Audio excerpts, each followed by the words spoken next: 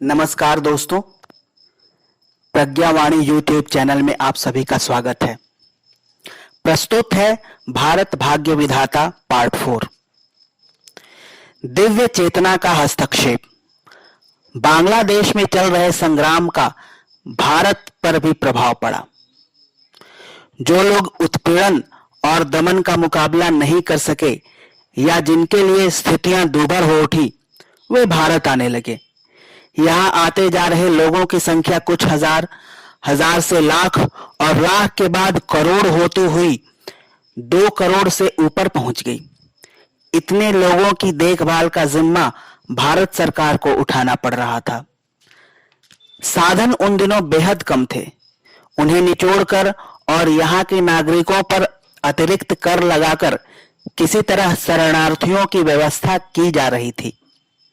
पाकिस्तान को बांग्लादेश की जनता के उत्पीड़न से ही संतोष नहीं हुआ। अपनी राजनीतिक विवशताओं के चलते वहां के शासकों ने भारत पर युद्ध भी थोप दिया। पूर्वी और पश्चिमी सीमाओं पर जुलाई 1971 से ही दबाव बढ़ने लगा, जो कुछ ही सप्ताहों में युद्ध के रूप में बदल गया। महाशक्तियां भी उन दिनों जैसे पाकिस्तान के साथ थी। बांग्लादेश के लोगों का उत्पीड़न किसी को दिखाई नहीं दे रहा था। भारत पर बढ़ रहा दबाव भी अनदेखा किया जा रहा था। युद्ध आरंभ होने से पहले भारत ने विश्व जनमत का ध्यान खींचने की भरपूर चेष्टा की। प्रधानमंत्री और कैबिनेट के कई वरिष्ठ मंत्रियों ने Britain, America, France, Germany, Israel और अरब अमीरात देशों की यात्राएं की।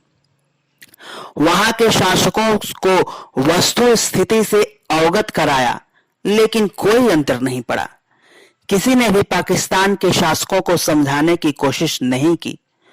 मौन रहकर या सैनिक सहायता भेजकर ये महाबली देश पाकिस्तान को ही बढ़ावा देते रहे। अक्टूबर 1971 में चीन संयुक्त राष्ट्र का सदस्य बना। संयुक्त राष्ट्र में पहुंच जाने के बाद बांग्लादेश और वहां से आ रहे शरणार्थियों के मामले में भारत की स्थिति और भी दयनीय होती गई। वह अलग थलग और अकेला पड़ने लगा। महाशक्तियों ने चेतावनी या धमकी दे डाली कि भारत ने कोई सामयिक पहल की तो वे उसे आक्रमणकारी घोषित कर देंगे और पाकिस्तान का साथ देंगे।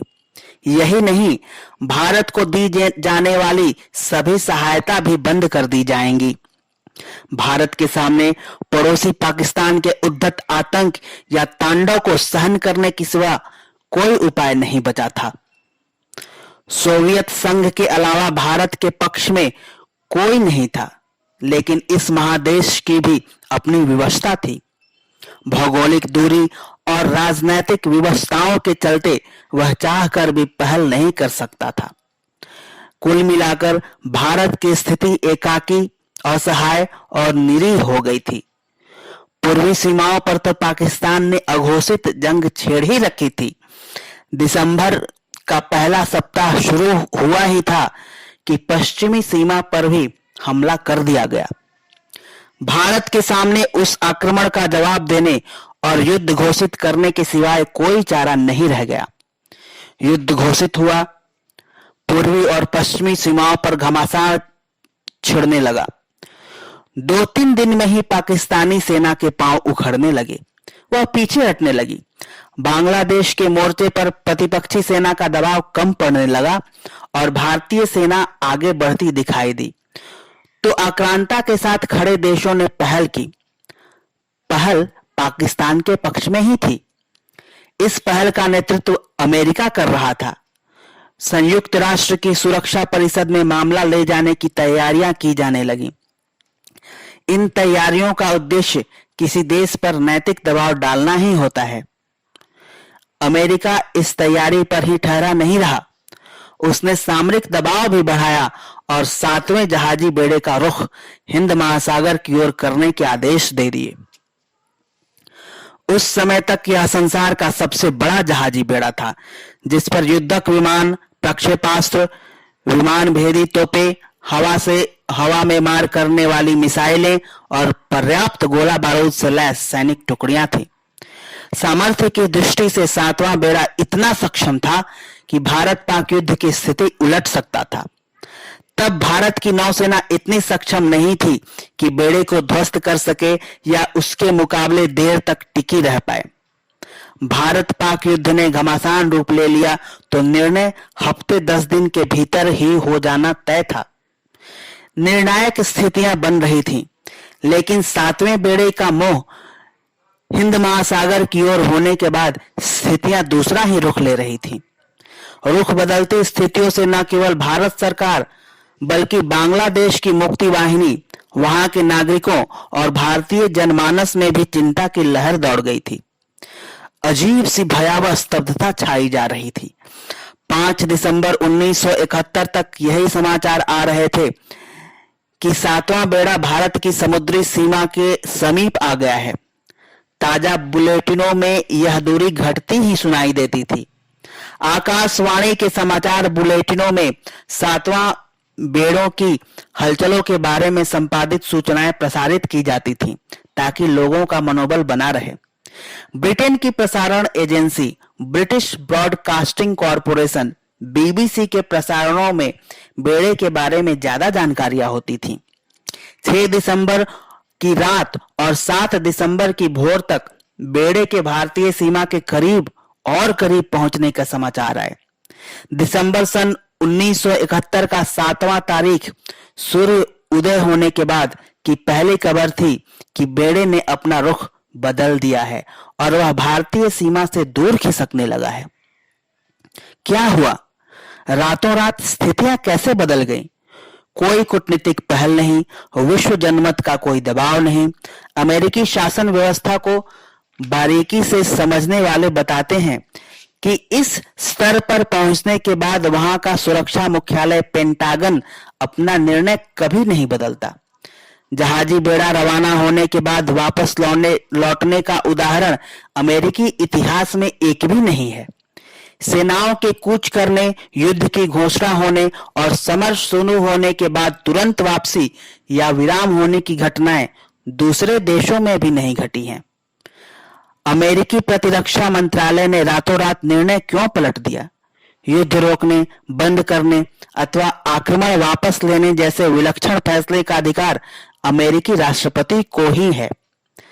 तत्कालीन राष्ट्रपति रिचर्ड निक्सन के सामने अचानक ऐसी क्या व्यवस्थाएं आ गई कि उन्हें बेड़ा वापस बुलाने का निर्णय लेना पड़ा?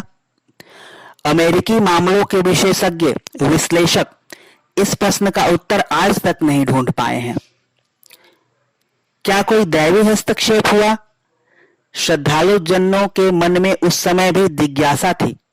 राजनांदगांव छत्तीसगढ़ के एक साधक मोहन देवांगन ने 7 दिसंबर 1971 की भोर एक सपना देखा कि अमेरिकी बेड़ा हिंद महासागर पार कर बंगाल की खाड़ी में प्रवेश कर रहा है, श्रीलंका की सीमा को धड़धड़ाता हुआ पार कर रहा है। गति क्षण प्रतिक्षण तेज होती जा रही है। कोई प्रत्यक्ष चिन्ह नहीं दिखाई दिया, लेकिन आभास हुआ कि समुद्र में ठीक उसी स्थान की सिद्ध में पहुंचा जहां रामेश्वर सेतु बांधा गया था। उस जगह कुछ पत्थर तैरते हुए दिखाई दिए।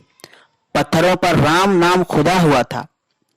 स्वप्न में यह दृश्य देख रहे साधक ने देखा कि उन पत्थरों के बीच में एक बड़ा युद्धपोत, स्पष्ट ही सातवां बेड़ा गुजर रहा है।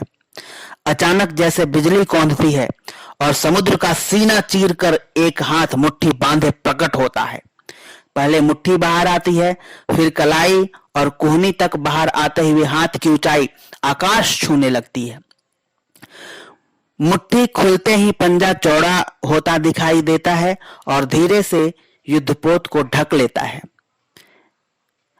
इस तरह ढक लेता है कि पोत का कोई भी हिस्सा दिखाई देना बंद हो जाता है। अगले ही क्षण स्थिति सामान्य हो जाती है। समुद्र शांत है। साधक इस दृश्य को देखते हुए अनुभव भी कर रहे थे कि हाथ की आकृति लाल मशाल थामे हुए हाथ जैसे ही है। शांति कुंज के अखंड दीप के सामने जप कर रही कुछ देव कन्याओं को भी इसी तरह की अनुभूति हुई थी।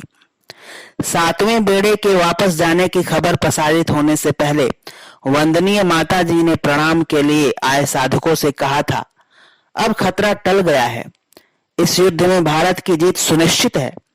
दुनिया की कोई भी शक्ति उसे परास्त नहीं कर सकती। युद्ध समाप्त होने के बाद देखना, भारत दिनों दिन प्रगति करेगा। उसे विश्व का मार्गदर्शन करने का दायित्व निभाना है और जल्दी ही वह इस योग्य हो जाएगा। अनेक साधकों को दिखाई दिए स्वप्न, आभास और अनुभूतियों के 10 दिन बाद युद्ध समाप्त हो चुका था और भारत ने अपने आप को सिद्ध कर दिखाया था कि वह सत्य और न्याय के मार्ग पर है। भौतिक दृष्टि से प्रत्यक्ष समर्थ नहीं दिखाई देते हुए भी वह दुनिया भर के अनुचित अवांछनीय विरोध का सामना करने में सक्षम है। उसे पराभूत करना अब किसी के वश में नहीं है। विजय के बाद भारत ने शक्ति, साधना और सिद्धि के क्षेत्र में दिनों दिन प्रगति की है। उसकी यह स्थिति पहले ही लिखी जा चुकी थी। भारत के पहले प्रधानमंत्री जवाहरलाल नेहरू ने 15 अगस्त 1947 के अपने प्रसिद्ध भाषण में जिसे नियति से साक्षात्कार घोषित किया था, वह नियति भी वर्षों पहले अंकित हो गई थी, लेकिन उसके अक्षर जिस समय उभरते दिखाई देने लगे थे वह सन 1911 का वर्ष था। धन्यवाद मित्रों, अगली कड़ी मिलेंगे अगले अंक में। तब तक के लिए आपको बहुत बहुत धन्यवाद, नमस्कार। और साथ ही गुजारिश कि आप हमारे YouTube चैनल प्रज्ञा वाणी को सब्सक्राइब करें, लाइक करें और कमेंट करें। धन्यवाद।